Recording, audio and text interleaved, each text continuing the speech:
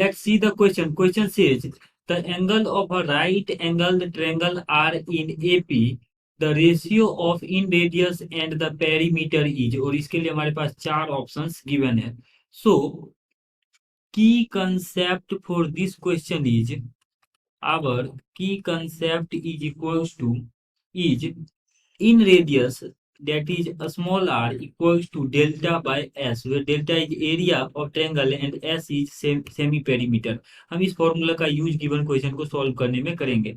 अब देखिए क्वेश्चन में कह रहा है कि एंगल्स जो है इसके ए बी और सी अगर है, तो इसके जो एंगल्स हैं वो हमारे पास एपी में है. जब एंगल्स एपी में है तो लेट ए को अज्यूम कर लेते हैं alpha minus beta, angle B को अज्यूम कर लेते हैं अल्फा, और एंगल सी को अज्यूम कर लेते हैं अल्फा प्लस बीटा.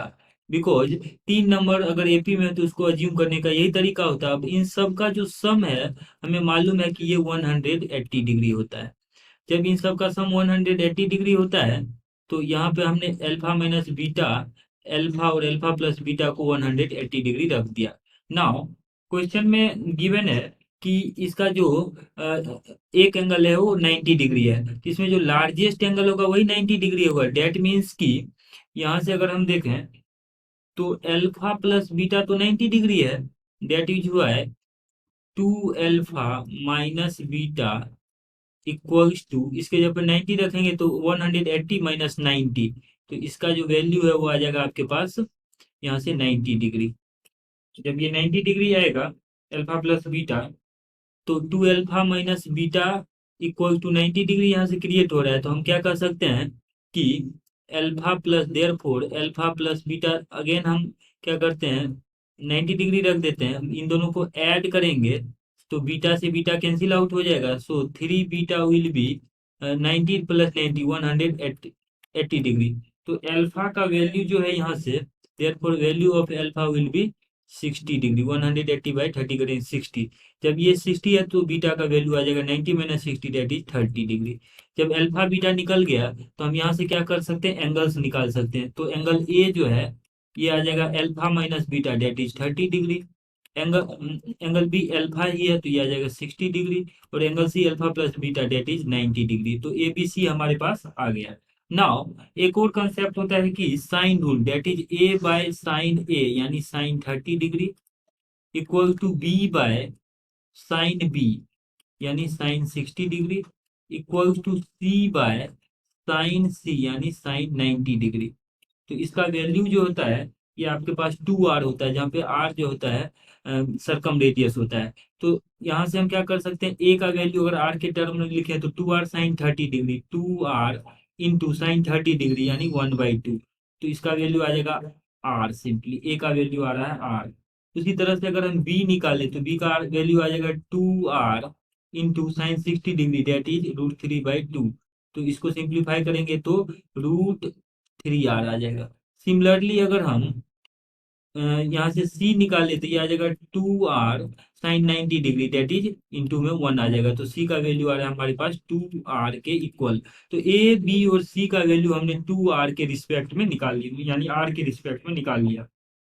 नाउ यहाँ से हम फॉर्मूला लगाते हैं r equal to delta by S, r equal to delta by S.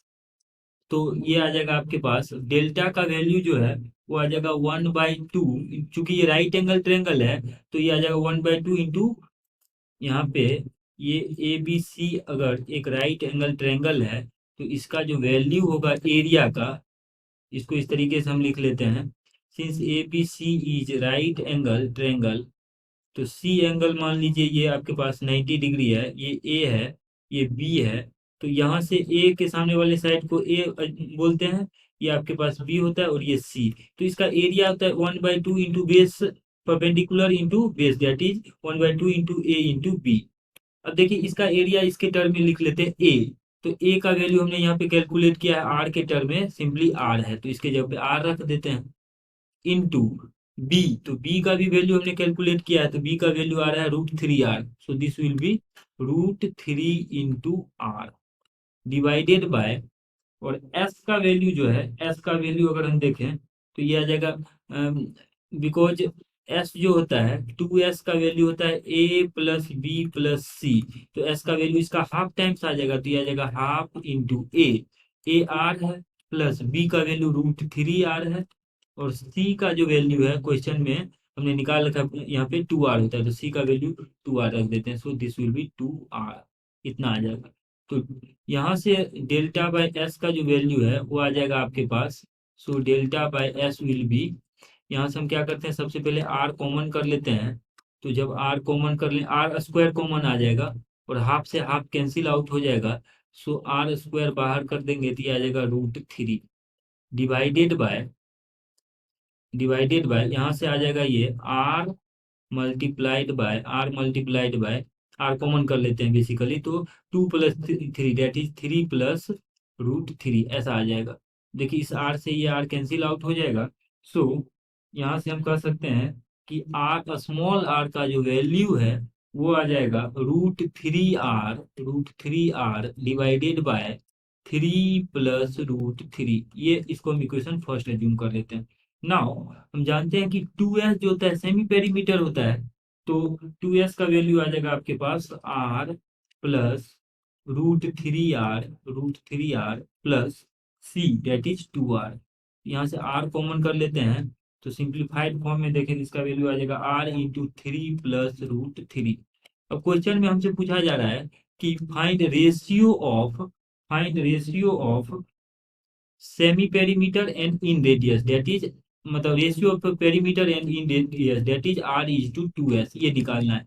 तो r/2s का वैल्यू आ जाएगा √3r divided by 3 + √3 whole divided by यहाँ से 2s, तो 2s का वैल्यू देखें तो ये आ रहा है हमारे पास r × 3 + √3।